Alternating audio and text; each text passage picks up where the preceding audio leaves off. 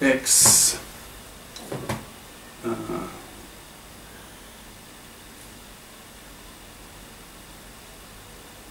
so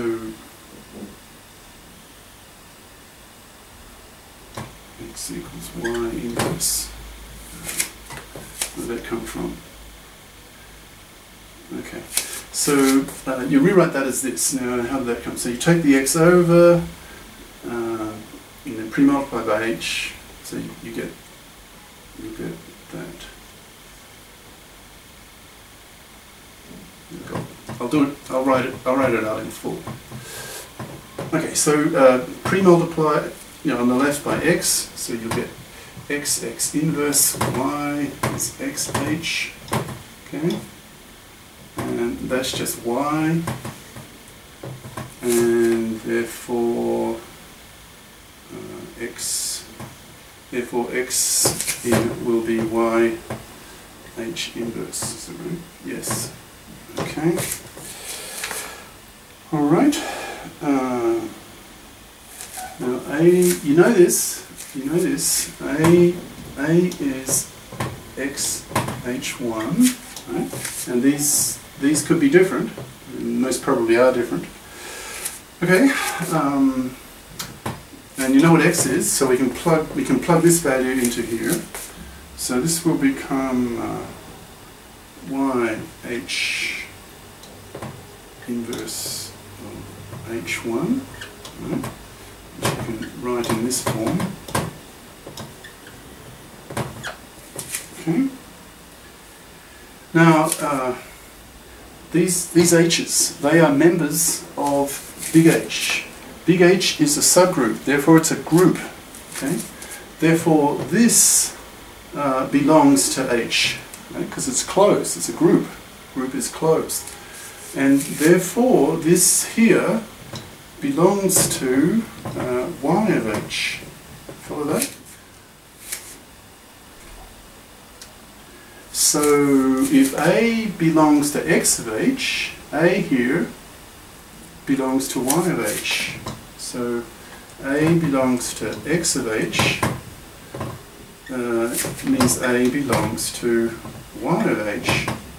Right? And that's true for, that's a general, any element of your left coset. All right?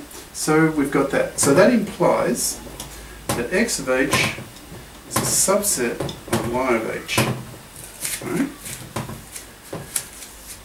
Okay. Now let's do the only. Oh, sorry. Not even. We're a 12th way through. Okay, now we have to go the other way, right? So let A now be a member of y of h. Okay. All right.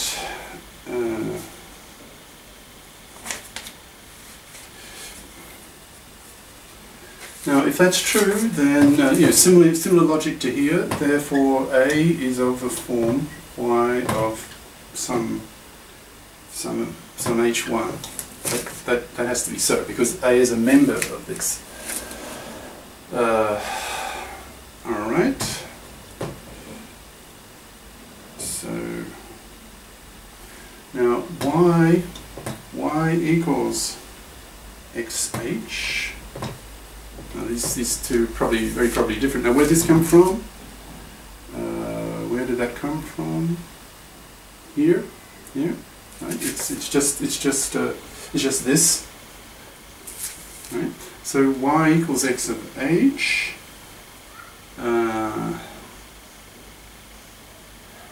So we can substitute xh here into y. So that means that A is xh h1, right? So that's x into h1. Now similar logic to here. This h1, because these h's, little h's, they are members of the subgroup H. A subgroup is still a group, so it has to be closed.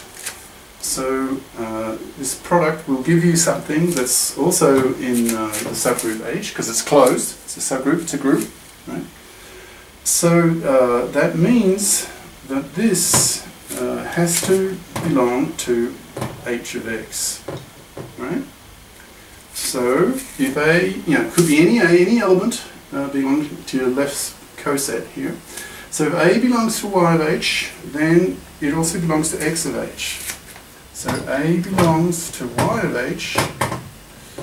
That means that A belongs to x of h. Right? And that implies, that's the definition of a subset. So that means that y of h is a subset of x of h. All right. Well, we've got here are the two partial results. Okay. So put them together, and the only way those two can be compatible, using this kind of logic here, is that they're equal, and therefore x of h equals y of h. Right. So we've proven from right-hand side to left-hand side. So if that's true, then you get this. Right? In other words, if x inverse y belongs to your subgroup, then the coset of x and the coset of y are the same. Right? They're the same set. They're the same coset. Same left coset. All right. Alrighty, so we've just, even with all that, and you can see a lot of tight reasoning.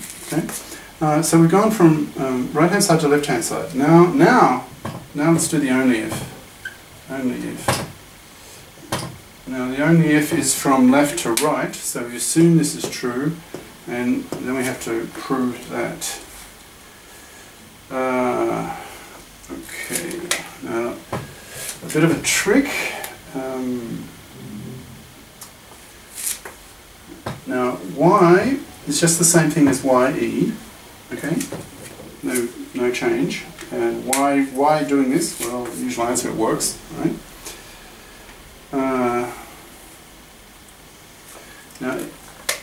Now E belongs to your subgroup H, right? Has to, because it's the unit.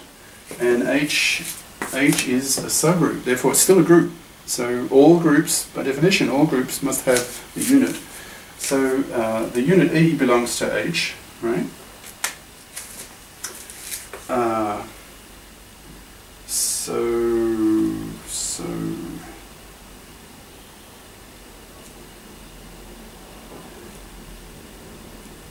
So that means that Y belongs to Y of H. Now, can you see that? Can you see why that's true? Here, have a look at H here.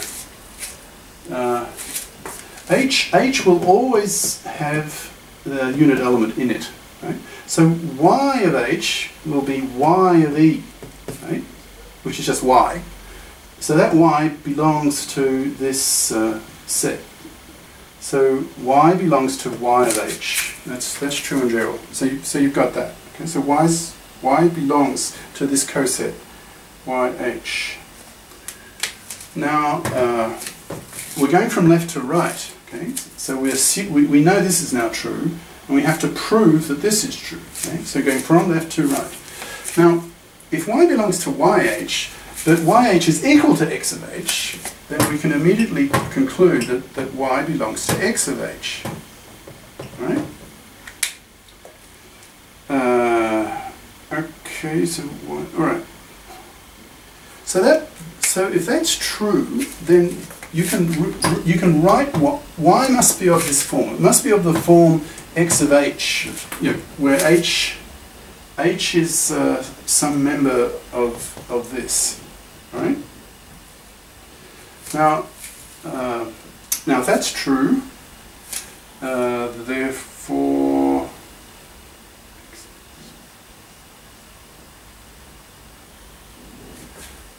from this you can show, now pre-multiply both sides by X inverse, so you get X inverse Y is X inverse xh, which is just e, which is eh, which is just h.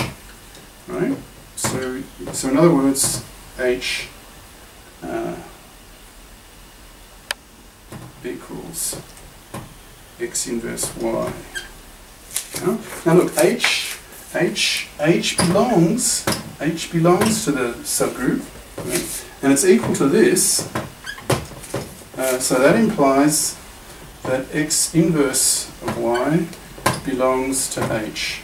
Right? There it is. So we've proven the only if case from left to right.